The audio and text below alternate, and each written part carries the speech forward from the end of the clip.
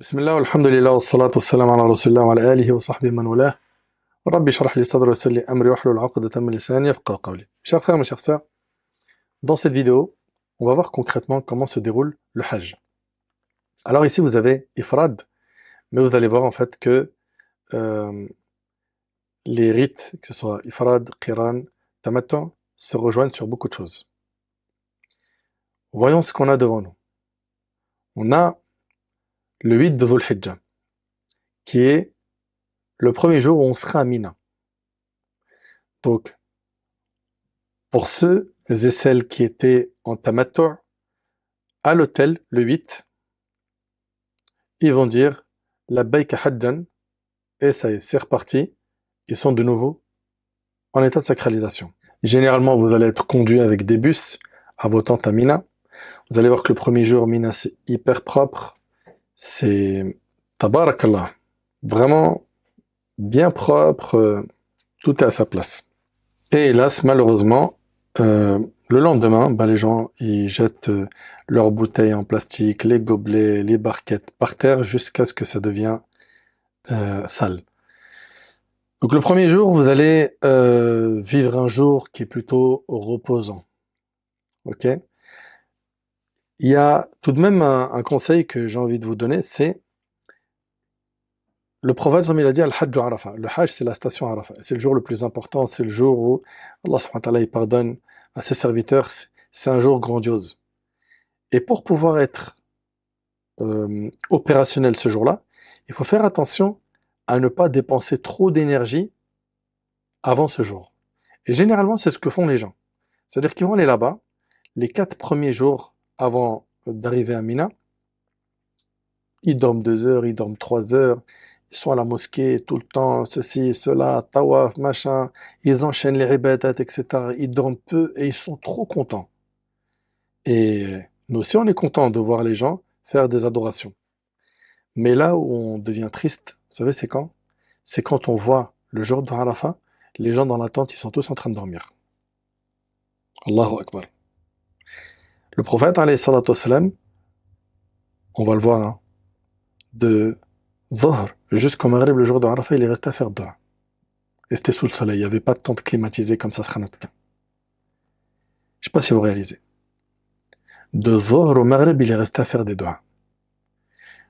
Et pourquoi? Parce que le jour de Arafat, il est trop important. C'est pour cela que je vous recommande de faire très attention à vous reposer et à ne pas user toute votre énergie avant le début du Hajj. Je vous parle en vous souhaitant beaucoup de bien.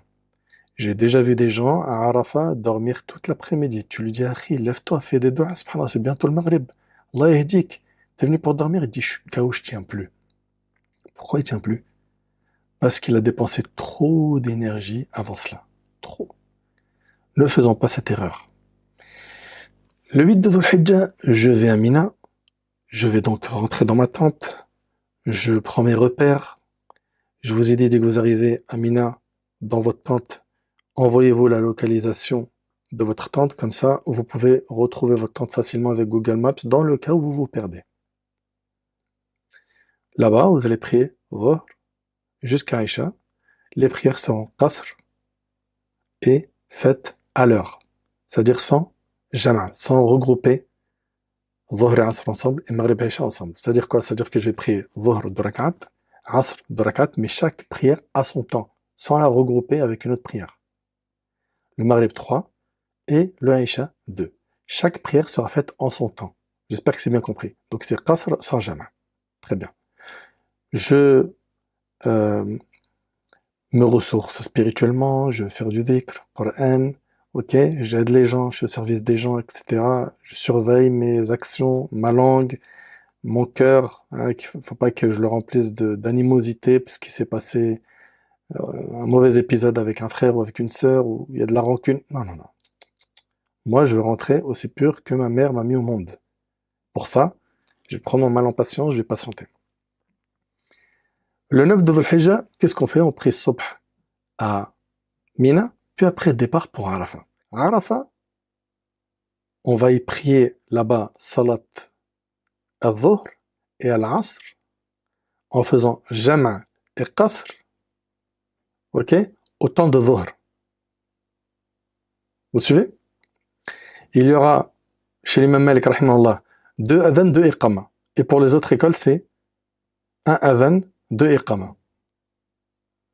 Donc pour Malik, rahimahullah, c'est adhan, iqama pour dhuhr, adhan, iqama, asr.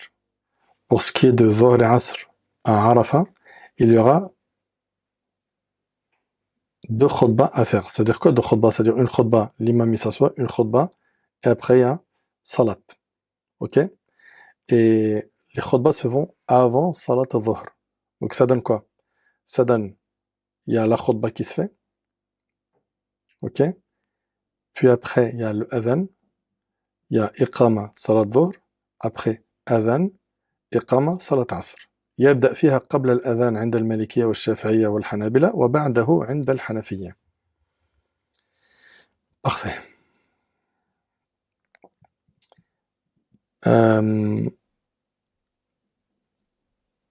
La khutba se fera quand le temps de dhuhr entre.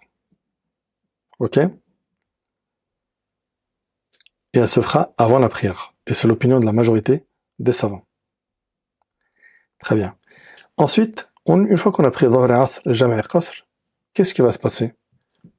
Je vais rester à faire dua jusqu'au maghrib. Alors, aujourd'hui, c'est des tentes climatisées. Nous, on a connu quand c'était des tentes où c'était des ventilateurs, il n'y avait pas de clim.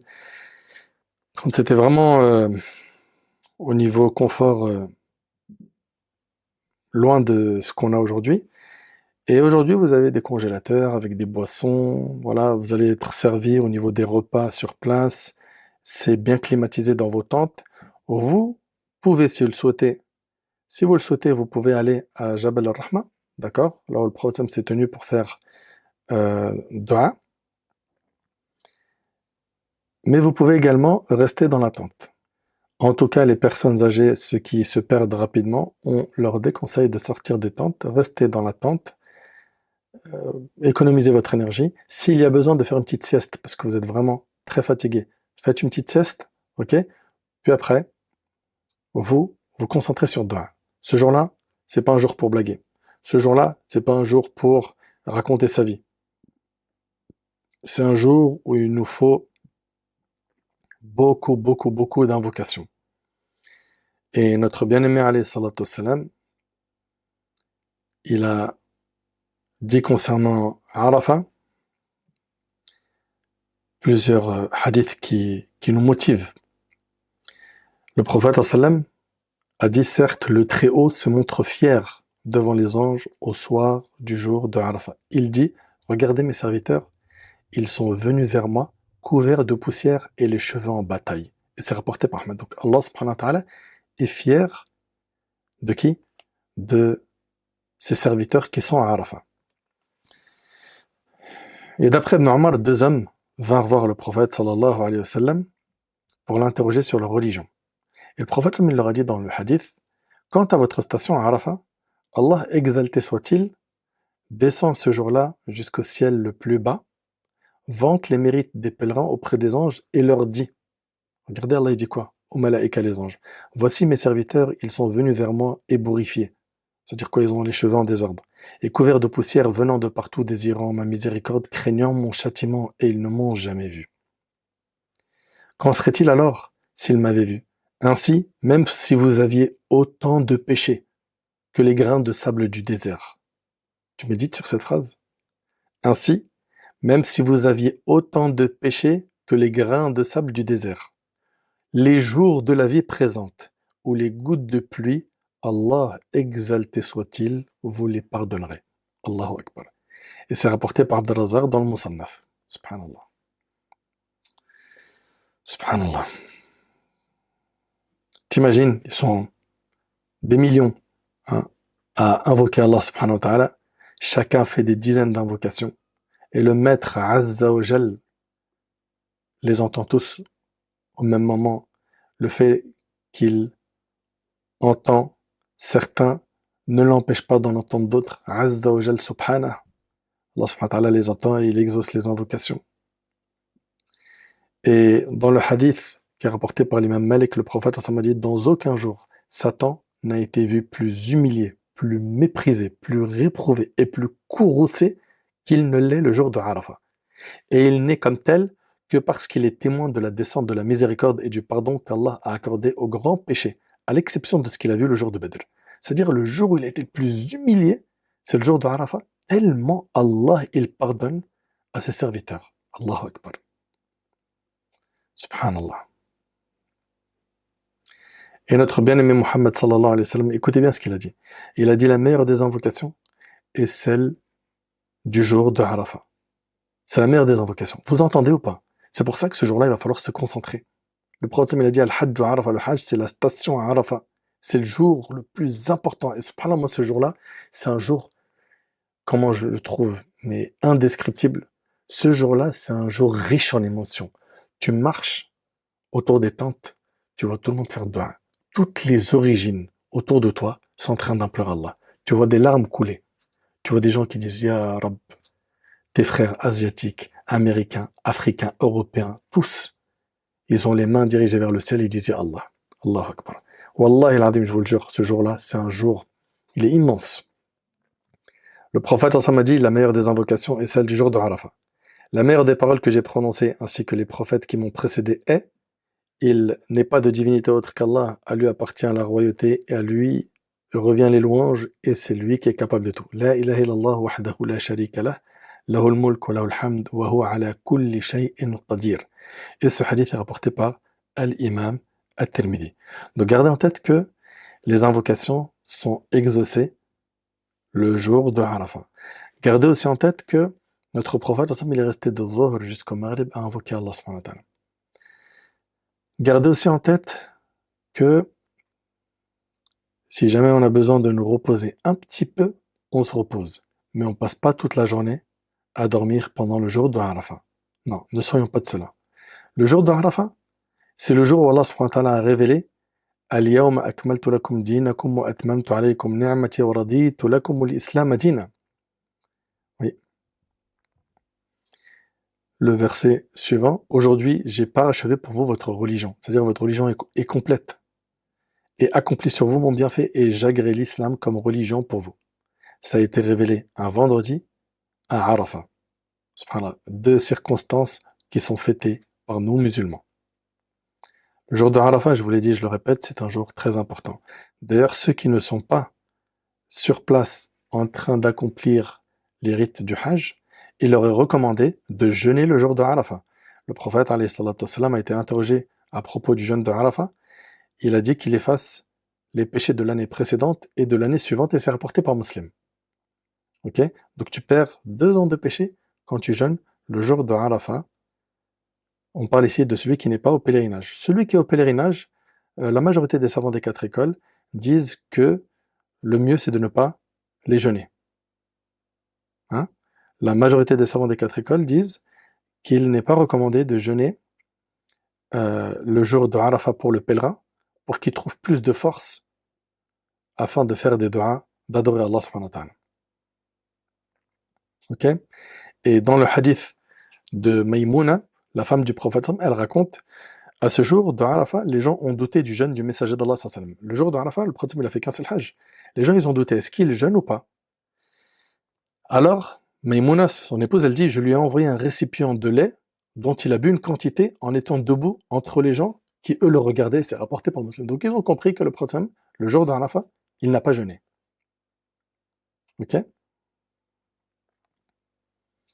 Le jour de Arafat est le jour de l'achèvement de la religion, de la perfection, de la grâce divine accordée à la Ummah. Le jour de Arafat, c'est le jour qui précède le jour du sacrifice. C'est le 9e jour de Dhul Hijjah. Il figure parmi les meilleurs jours. C'est le jour où les invocations sont exaucées et les angoisses apaisées. Où Allah subhanahu wa ta'ala vante les mérites des pèlerins ayant fait halte auprès de ses anges. C'est un jour au cours duquel Allah subhanahu wa ta'ala accorde une importance particulière et une valeur supérieure à celle des autres jours de l'année. Ce jour symbolise le jour du jugement dernier. Ouais. Subhanallah, on est tous debout, dans le même endroit, en train d'implorer la rahma d'Allah. Ce jour rappelle le jour du jugement. Il nous rappelle notre rencontre avec Allah. C'est aussi le jour où la religion islamique a été parachevée, comme on vous l'a dit. C'est un jour béni. Très bien. Donc, on va prier là-bas, Dhuhr, Asr, Jama', Qasr, et on se concentre sur Dua. J'ai besoin de me reposer, je me repose, je mange, je me concentre sur Dua. Ensuite, je vais rester jusqu'au Maghrib. Alors, de Dhuhr à Maghrib, c'est le créneau dans lequel c'est un pilier dit stationné chez 3 écoles sur 4. Chez l'imam Malik, c'est après le Maghrib, ne serait-ce qu'un moment, hein, même court jusqu'au Fajr, du Fajr du 10, où c'est un pilier. Mais chez l'imam Malik, de Dhuhr jusqu'à Maghrib, c'est obligatoire de stationner à Arafat. Donc regardez bien, de Dhuhr à Maghrib, c'est obligatoire chez Malik d'y stationner ne serait-ce qu'un instant. Si tu le fais pas, bah, l'obligatoire, on l'a vu, celui qui le fait pas, il doit sacrifier une bête. Et après le Maghrib, c'est un pilier. C'est-à-dire que si quelqu'un ne reste pas du Maghrib jusqu'au Fajr chez l'imam Malik, ne serait-ce qu'un moment, même court, dans Arafat, pour stationner à Arafat, son hajj est annulé. Ok? Donc on est resté après le Maghrib. Généralement, c'est ce qui se passe après le Maghrib. Donc le Maghrib, euh, le soleil se couche, hein, on est à Arafat, on reste un petit peu. Puis après, généralement, hein, pour tous les déplacements, c'est des tirages au sort. Tirage au sort pour que les bus nous prennent de Mina à Arafat, de Arafat à Muzdalifa, hein, de Muzdalifa à Mina.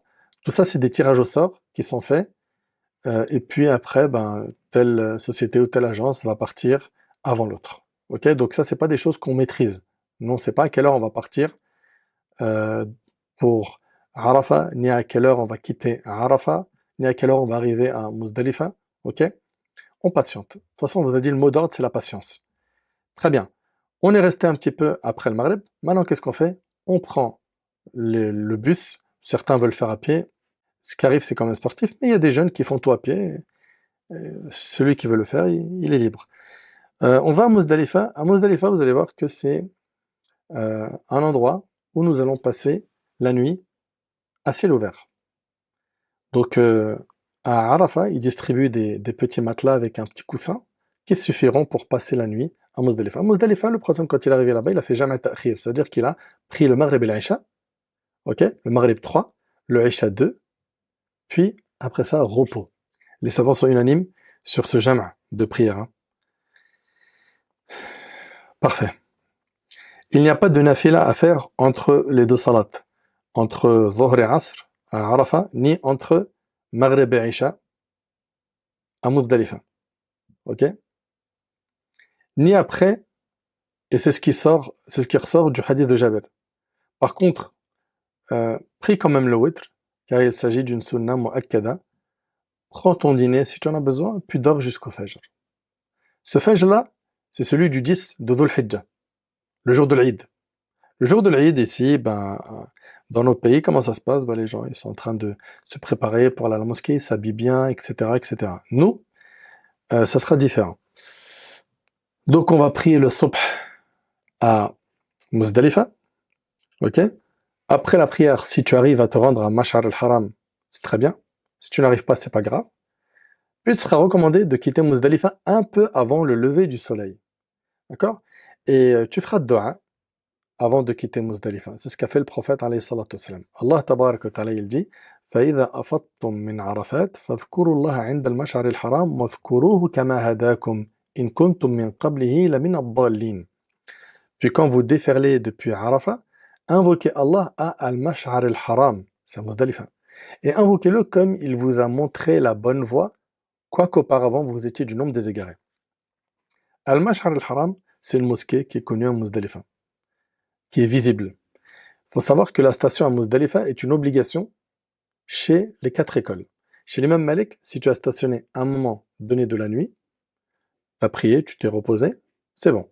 Ahmad et Shafi'i, il reste jusqu'au matin, mais si tu veux partir au milieu de la nuit, après la première moitié de la nuit, tu peux. Chez Abu Hanifa, rahimallah, c'est obligatoire d'y stationner. C'est sunnah mu'akkada d'y passer la nuit et obligatoire de s'y trouver un moment après le Fajr. Et je recommande à mes frères et à mes sœurs, dans la mesure du possible, si vous pouvez faire en sorte de passer la nuit là-bas, faites toutes les sunnas du prophète alayhi salatu wassalam. Vous avez sacrifié beaucoup pour ce voyage. restez jusqu'au subh, faites dua comme le prophète sallam. Le 10 de Dhul Hijjah, Muzdalifa on y prie subh, stationné à Mash'ar al-Haram jusqu'à avant le lever du soleil, puis après on part à Mina pour lapider la grande stèle entre le Fajr et le Maghrib. Alors, on va vous détailler exactement au niveau du timing comment ça se passe. Ok? Il faudra se raser ou raccourcir les cheveux uniquement de la taille d'une phalange pour les femmes. Oui, c'est une obligation chez Malek. Ça ne fait pas partie des actes de Tahallul al-Awwal, les actes qui te permettent de te désacraliser la première désacralisation. Pour l'imam Malek, si tu lapides la grande stèle, ça suffit pour remettre tes vêtements habituels. Se couper les cheveux, c'est une obligation, il faudra le faire. Chez les autres savants, il faut minimum 2 actes sur 4. Alors, quels sont ces 4 actes qui me manquent en fait? Retenez ce mot clé qui vous permettra d'apprendre les actes avec lesquels on se désacralise complètement. Ranhata. Ra, nun, ha, ta. Ra, c'est rami, c'est le fait de jeter, hein, lapider les stèles. Rami al-jamara, donc c'est l'aqaba al-kubra, c'est lapider la grande stèle. Nun, on a dit ranhata, nun c'est nahr, c'est le sacrifice de la bête. Sacrifice de la bête, c'est obligatoire pour qui le hadi? C'est obligatoire pour le qarin et pour le mutamatin. Le sacrifice de la bête, c'est obligatoire pour le qarin et le mutamatin. Ils ont un hadi. Al-mufrid, chez Malik et Shafi'i, ils n'ont pas de hadi. Le hadi, lui, il est obligatoire pour le qarin et le mutamatin pour chaque personne. C'est-à-dire quoi? C'est-à-dire que s'il y a un couple ou un homme et ses 2 parents, il faudra 3 hadis. Ok? Ça fait partie des obligations du hajj. Je répète, pour qui? Pour le mutamatin et pour le qarin, pas pour le mufrid. Ra, c'est rami. Nun, nahr. Ha, c'est halq. Le halq ici, c'est le fait de raser ou raccourcir les cheveux. Et le prophète il a fait plusieurs invocations en faveur de celui qui se rase les cheveux, en demandant à Allah de lui faire miséricorde. Ok? Et il a fait une seule dua pour la personne qui va raccourcir ses cheveux. Donc pour les hommes, on vous encourage, dans la mesure du possible, de raser vos cheveux. L'homme qui va se couper les cheveux, s'il est chauve, eh ben, chez l'imam Malik et Abu Hanifa, il devra obligatoirement passer la lame sur son crâne, même s'il est chauve. Obligatoirement. Ok? Et chez Shafi'i et Ahmad, ça sera juste recommandé. De passer la lame sur son crâne alors qu'il est chauve, il n'a aucun cheveu. Pour les femmes, elles réuniront, on vous a dit, tous leurs cheveux et elles couperont la taille d'une phalange. Très bien. Nous sommes donc en train de parler de Ranhata, Ra c'est Rami, Al-Jamara, 7 cailloux. Ok? Nun c'est Nahr, sacrifice d'une bête, c'est un organisme qui le fait. Ha c'est Halq, ok? C'est obligatoire chez Malik. Tu le fais pas, il y a une bête à sacrifier. Et pour les autres écoles, il faudra faire au moins 2 actes sur ces 4 pour te désacraliser, la première désacralisation. Et le temps, c'est Tawaf et les Fada. Les 4 écoles disent que le tartib est sunna. L'ordre est sunna. C'est-à-dire Ra, Rami, écoutez bien. Les 4 écoles disent que le tartib est sunna. C'est-à-dire que l'ordre entre ces 4-là est sunna. D'abord, je lapide la grande stèle. Après, je sacrifie ma bête. Bon, ça, c'est un organisme qui s'en occupe. Vous n'avez pas à vous en soucier. Je coupe mes cheveux et Tawaf et les Fada à la fin. Chez Shafi'i et Ahmad, ils disent que si tu inverses dans les 4, l'ordre, il n'y a pas de problème. Tawaf et les Fada, si la personne veut le faire le 10 de Dhul Hijjah, pas de problème. Elle peut. Ok? Elle peut même chez Shafi'i et Ahmad, à partir de la deuxième moitié de la nuit de Muzdalifa. Rappelez-vous de ça. Et le temps, il commencera pour Malik et Abu Hanifa à partir de la prière de Subh. Ok? Possibilité de le faire jusqu'à la fin du mois de Dhul Hijjah pour l'imam Malik, et on avait vu ensemble le temps pour chacun. Que Abu Hanifa, c'est avant le Maghrib du 12 de Dhul Hijjah, sinon après c'est dam, bête à sacrifier, et avec l'imam Shafi'i et Ahmad, c'est pas limité dans le temps. Très bien, donc si quelqu'un fait Tawaf al-Ifada, il fera 2 rak'at derrière Maqam Ibrahim, et il fera le sa'i dans le cas où il ne l'a pas fait après Tawaf al-Qudum, pour les Malikites. Pour les 2 autres types de rites, donc Mufrid et Qarin, il fera ce sa'i, parce qu'il sera derrière Tawaf al-Ifada. Ok, très bien. Dans le 10 de Dhul Hijjah, avant de basculer au Ayam al-Tashriq, donc 11, 12, 13, eh ben, on va lapider la grande stèle. Combien de cailloux? 7. On a dit cailloux, pas pierre, hein. C'est la taille d'une phalange. Eh ben, il est recommandé chez beaucoup de savants de récupérer ces cailloux à Muzdalifa. Prenez une petite bouteille en plastique, vous mettez dedans 7 cailloux, et si vous souhaitez euh, prendre plus que cela, pour mettre aussi les cailloux que vous allez jeter de Ayam al-Tashriq, donc le 11, 12 et 13 de Dhul Hijjah, vous pouvez. Ok? Dans le Mudawana, l'imam Malik il disait Khudh min haythu shi'ta. Prends les cailloux de là où tu veux. Ok? Et les 4 écoles disent que peu importe d'où tu vas prendre les cailloux, ben, la lapidation des stèles sera valide. Ok? Par contre, chez la majorité des savants, il est déconseillé de récupérer des cailloux qui ont déjà été jetés. J'arrive devant la stèle et je veux jeter un de mes cailloux, mais j'atteins pas le bassin. Donc je récupère un caillou par terre qui a été déjà jeté par quelqu'un. Chez la majorité des savants des 4 écoles, c'est déconseillé de faire ça. C'est déconseillé. Et chez l'imam Ahmad, c'est pas simplement déconseillé, c'est non valide. Ok? Pour ce qui est du jour du Eid, donc tu diras Bismillah la première fois et tu dis Allahu Akbar, tu jettes le premier, Allahu Akbar, tu jettes le deuxième, Allahu Akbar, troisième, jusqu'au 7. Ok? Tu te rapproches quand même du bassin. Pourquoi? Parce qu'il est possible que, en jetant de loin, tu n'aies pas assez de force ou que le caillou tombe sur la tête de quelqu'un et que tu lui fasses mal. Et le prophète il nous enseigne que pour chaque caillou jeté, c'est un grand péché qui nous est pardonné. Wallahi, c'est impressionnant, subhanallah. Si jamais quelqu'un prend les 7 cailloux de sa main et il les jette d'un coup, eh ben, ça comptera pour lui comme un seul caillou jeté. Il faut les jeter un par un. Si jamais quelqu'un oublie de jeter un caillou et il ne le jette pas jusqu'au bout, chez l'imam Malik, rahimahullah, il devra sacrifier un mouton.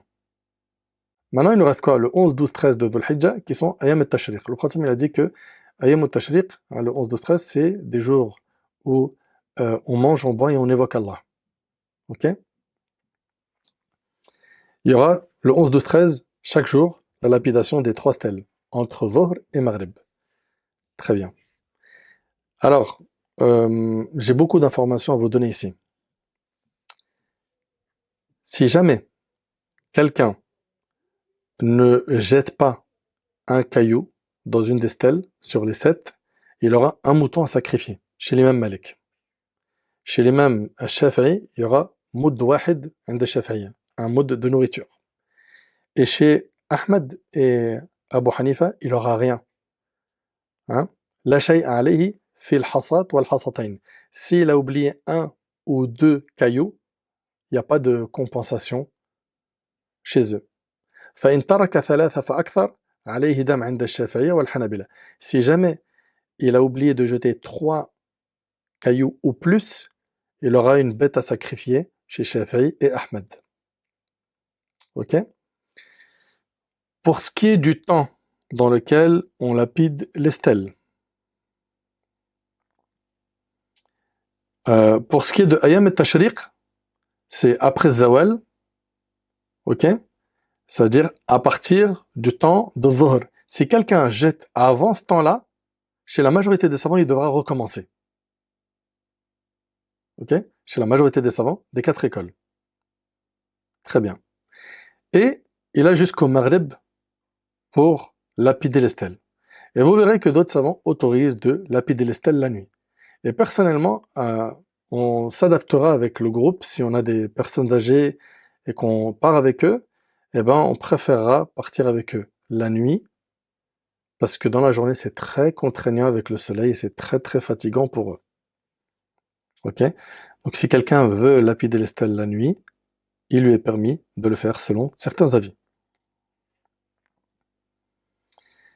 Pour ce qui est de Al-Jamarat, on va passer dans la lapidation des stèles par la petite stèle, après la moyenne, après la grande. Il faut les faire par ordre. L'ordre est obligatoire chez la majorité des savants. Et chez Abu Hanifa, l'ordre n'est pas obligatoire, mais il est sunna. Pour ce qui est du temps de la lapidation des stèles, on a vu que c'est entre Dhuhr et Maghrib, ok, et qu'il y a des savants qui autorisent de le faire la nuit. Les savants des quatre écoles, ils disent أنه من رمى جمرة العقبة يوم النحر من طلوع الفجر إلى غروب الشمس أجزأه. Les savants des quatre écoles, ils disent que si quelqu'un lapide la grande stèle le jour du Eid, du Fajr jusqu'au Maghreb, ça lui est compté, c'est valide. Ok? واتفقوا على أن الوقت المستحب للرمي بعد طلوع الشمس إلى الزوال. Ils sont tous unanimes pour dire que le temps recommandé pour lapider la grande stèle le jour du Eid, c'est du بعد طلوع الشمس, après le lever du soleil, jusqu'au zawal, le temps où le dhuhr va entrer. وكره المالكية والحنفية الرمي قبل طلوع الشمس. Et les malikites et les hanafites, ils déconseillent de lapider la grande stèle du jour du Eid avant le lever du soleil. إلا لأصحاب الأعذار, sauf pour les gens qui ont des excuses valables.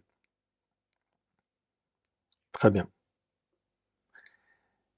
ولا يجوز رمي جمرة العقبة قبل طلوع الفجر. Et chez Malik et Abu Hanifa, il n'est pas permis de lapider la grande stèle du jour du Eid avant le Fajr. Par contre, c'est autorisé chez Shafi'i et Ahmad, puisqu'on avait dit que eux, après la première moitié de la nuit de Muzdalifa, ils autorisent cela. Eux, ils autorisent de lapider la grande stèle et aussi de faire Tawaf al-Ifada. Voilà. Et chez Malik, celui qui va lapider les stèles, ومن رمى بعد الغروب ومن رمى بعد الغروب عند المالكية عليه دم. Chez Malik, si quelqu'un lapide la stèle après le Maghreb, le jour du Eid, il aura une bête à sacrifier. Donc, le 11, 12, 13, on va lapider les trois stèles. Et qu'est-ce qu'on va faire? On va prier nos prières, qasr, sans jam, où ça? À Mina. Très bien. Ce que je trouve dommage, c'est qu'il y a beaucoup de gens qui partent le 12. Alors, il est permis de partir le 12. Allah subhanahu wa ta'ala a autorisé ce qu'on appelle at-ta'jil. De partir le 12, mais il faudrait qu'ils partent avant le Maghreb. Dommage, ce que je trouve dommage, c'est qu'il y a des gens, ils partent et ils perdent l'occasion de lapider les stèles le 13. Il y a 7 cailloux x 3 à jeter, ce qui fait 21 grands péchés qu'on peut perdre. Des fois, c'est pas des raisons valables, ils veulent juste partir parce qu'ils en ont marre. On est là-bas pour le sacrifice, on est là-bas pour les hasanat. Motivez-vous. Une personne âgée, quelqu'un qui est très malade, quelqu'un qui, voilà, qui ne peut plus du tout physiquement, ça se comprend. Par le 12. Mais sinon, encourageons-nous à rester jusqu'au 13 de Dhul Hijjah. Il est rapporté par les pieux prédécesseurs que le prophète, quand il est arrivé là où il y a la lapidation des stèles, donc à Jamarat, on va supposer qu'ici c'est la petite stèle, la moyenne et la grande. Le prophète, il a lapidé la stèle, la petite, et il s'est mis devant elle, en direction de la Qibla, il a fait dua. Après, il est passé pour la lapidation des stèles de celle du milieu, et il l'a dépassée, il s'est mis devant elle, en direction de la Qibla, il a fait dua. Les duas sont à faire que dans les deux premières stèles, d'accord? C'est ce qu'a fait le prophète. La troisième, il a lapidé la stèle, et il n'est pas rapporté qu'il a fait dua. Donc après avoir lapidé les 7 premiers cailloux ici, après avoir jeté les 7 premiers cailloux, vous faites dua. La deuxième aussi, en direction de la Qibla, en levant les mains. Et la troisième, vous ne faites pas de dua. Vous lapidez la stèle, la grande, et vous partez. Et on vous a mis, avant de partir de Mecca, Tawaf Wada', 2 rakat, derrière Maqam Ibrahim, que vous faites avec vos vêtements, je parle pour les hommes, classiques. Ok? Il n'y a pas besoin de porter chez Smouhou le vêtement d'Ihram, dans le cas où vous êtes désacralisé, la première désacralisation. Ok? Et ce Tawaf Wada', il est obligatoire chez l'imam Malik, et il est sunna chez les 3 autres écoles. Oussama, il dit pour ma belle-mère qui sera en fauteuil tout le séjour, je pourrais lapider les stèles à sa place. Alors déjà, 2 choses. Première, c'est que si quelqu'un n'a pas de fauteuil roulant et qui se retrouve pendant le tawaf ou sa'i dans la mosquée de la Kaaba à avoir besoin d'une chaise roulante, il peut louer ses services. Ok? Si c'est pour Mina Muzdalifa Arafa, il peut anticiper cela en achetant une chaise roulante dans les pharmacies sur place ou en prenant la sienne avec lui de France. Est-ce qu'on peut lapider les stèles à la place de quelqu'un? Oui, la condition c'est d'abord tu lapides tes stèles à toi, et après tu lapides pour la personne qui t'a confié cette tâche. Par contre, chez l'imam Malik, ils disent que il faut aider cette personne à la faire elle-même. Chez l'imam Malik, lui, il dit qu'il faudra aider cette personne à lapider les stèles elle-même, quitte à la pousser en chaise roulante, l'aider à y aller pour qu'elle jette les cailloux elle-même. Parce que si elle ne le fait pas elle-même et qu'elle a délégué la tâche à quelqu'un, elle aura une bête à sacrifier chez l'imam Malik, contrairement aux trois autres écoles. Les femmes se coupent les cheveux ou dans leur tente, à l'abri du regard des hommes. Concrètement, sera-t-il possible de se désacraliser le 10 de Dhul Hijjah après Tawaf al-Ifada? Bien sûr, mais bien évidemment. Mais même avant ça, si vous lapidez la grande stèle ou vous coupez les cheveux, ça y est, vous avez la première désacralisation, elle est faite, qui vous autorise tout, excepté chez les Mamalek, la chasse et les rapports intimes, d'accord, avec les épouses. Le parfum, il restera déconseillé, alors qu'il est autorisé chez les trois autres écoles. Mariam demande à quel moment on sait que le sacrifice est effectivement fait. Ça, il faudra se rapprocher de l'organisme en notre compagnie pour en savoir plus. Je n'ai pas la réponse à votre question. Le fait de porter un sac à dos, mon frère Anas, il faudra une fidya. Ok, donc là, c'est al-khiyar. C'est-à-dire, soit la personne, elle, sacrifie une bête, ou bien, elle a 3 jours à jeûner, ou bien nourrir ses pauvres. Si on a l'habitude de doubler des prières pendant le Hajj, peut-on continuer? Oui, on peut. On peut. Parler de rattraper les prières, ma soeur Mariam, c'est ça? Dans le passé? Ouais, vous pouvez.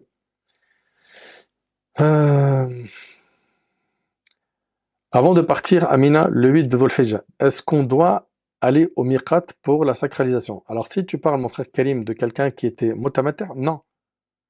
Il rentre en état de sacralisation de là où il est à son hôtel. Ok? De toute façon, ça peut être que le mutamatter dans ce cas, parce que le mufrid et le qarin, eux, ils se sont pas désacralisés, hein. Eux, depuis qu'ils sont rentrés en état de sacralisation, ils restent dans cet état jusqu'à faire la lapidation de la grande stèle et se couper les cheveux. Enfin, au moins faire 2 choses sur 4. Chez l'imam Malik, Rami suffit. Lapider la grande stèle suffit.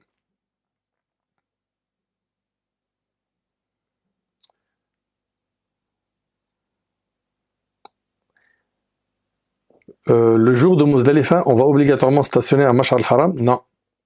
Ikram dit, pour être sûr, du coup, nous pouvons nous laver avec du savon parfumé le jour de l'Aïd, après s'être coupé les cheveux, après avoir lapidé la grande stèle et se couper les cheveux, c'est autorisé chez la majorité des savants. Chez l'imam Malik, le parfum restera déconseillé. D'accord? Donc ça ne sera pas un acte haram si vous le faites, et il y a beaucoup de savants qui l'autorisent, donc c'est pas quelque chose de gravissime si vous le faites. Concernant le tawaf ifada, après le 10, on sera obligé de le faire à l'étage, car on ne sera plus en tenue des haram pour les nouvelles restrictions. Oui, mon frère Nordin, c'est vrai. Il y a qu'au rez-de-chaussée où on fait le tawaf avec le ihram. Quand on est habillé normalement, ça se fait dans les étages. Pas obligatoire d'être en état de sacralisation pour lapider les 3 stèles? Non. Si quelqu'un, ma sœur Dounia, a... Écoutez bien, c'est une très bonne question. Si quelqu'un a lapidé la grande stèle, puis a coupé ses cheveux, pour ce qui est de la bête, l'organisme s'en occupe. Et la personne a fait tawaf al-ifada, bah c'est bon. Elle lapidera les stèles sans être en état de sacralisation.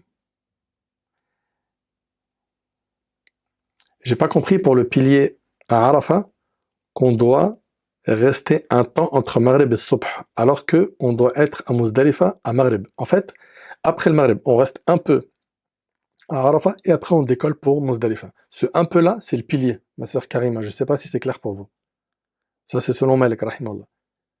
C'est plus clair, ma sœur Karima? Si on s'endort dans l'avion, on devra refaire nos ablutions avant le miqat. Si quelqu'un rentre en état de sacralisation sans les ablutions, c'est autorisé. On a dit que la femme indisposée elle a le droit de le faire. Rappelez-vous, hein. Et à quel moment on sort de la première sacralisation? C'est à partir du moment où j'ai lapidé la grande stèle. Ok? Chez l'imam Malik, ça suffit. Et chez d'autres savants, ils vont rajouter, tu rajoutes une autre action des 4. Ranhata. Ra, c'est le rami, le fait de lapider la grande stèle. Nun, c'est nahr, le fait de sacrifier la bête. Ha, c'est halq. Et ta, c'est tawaf al-ifada. Donc on fait au moins 2 sur 4. Chez Abu Hanifa, c'est 3. Donc si quelqu'un lapide la grande stèle et coupe ses cheveux, c'est bon. En plus de ça, chez l'imam Malik, ça reste obligatoire de couper ses cheveux. Alors, ça veut dire du départ jusqu'à Paris, On sera jusqu'à Mina en sacralisation. Ma sœur Latifa, vous parlez de quel type de Hajj? Ifrad, Tamattu, Qiran, Tamattu. Parfait. Donc quand on part de Paris, pas jusqu'à Mina. Dès qu'on fait la Umrah, en Tamattu, c'est ça qu'on fait. On rentre à l'hôtel à Mecca, on pose nos affaires, on se repose un peu. Moi, c'est ce que je vais faire, hein, je me repose un petit peu. Si je dois faire une sieste même pour récupérer, une petite douche pour me rafraîchir. Là, cette douche-là, il n'y a pas de d'elk, hein, rappelez-vous, chez les Malikites. Puis après, je vais aller faire ma Umrah. J'ai fait tawaf, j'ai fait mes 2 rak'at, j'ai fait sa'i, je coupe mes cheveux, ça y est, je suis désacralisé totalement. Je suis désacralisé totalement. Le 8 de Dhul Hijjah, je me remets en état de sacralisation de l'hôtel pour partir à Mina. Donc entre ma Umrah et mon Hajj, je suis désacralisé. C'est clair, ma sœur Latifa? Est-ce que pendant notre séjour à Mina, les hommes et les femmes seront séparés? Oui, dans les tentes, bien sûr qu'ils sont séparés. Bien sûr. Il y a des blocs de tentes pour les femmes et des blocs de tentes pour les hommes. Voilà, grosso modo, comment se fait le Hajj. J'ai essayé de vous synthétiser la chose. Euh, J'en ai peut-être peu dit ou trop dit, je ne sais pas. Mais c'est un résumé des explications des rites du pèlerinage, en espérant vous avoir clarifié un maximum ce rite qui est très important. J'implore Allah subhanahu wa ta'ala de nous accorder un hajj pur de tout péché. J'implore Allah tabarak wa ta'ala de bénir ce voyage, de nous faciliter sa réalisation. صلى الله تبارك وتعالى أن ينفعني بما قلت وأن ينفعكم بما سمعتم. هذا والله أعلم. سبحانك اللهم وبحمدك أشهد أن لا إله إلا أنت أستغفرك وأتوب إليك.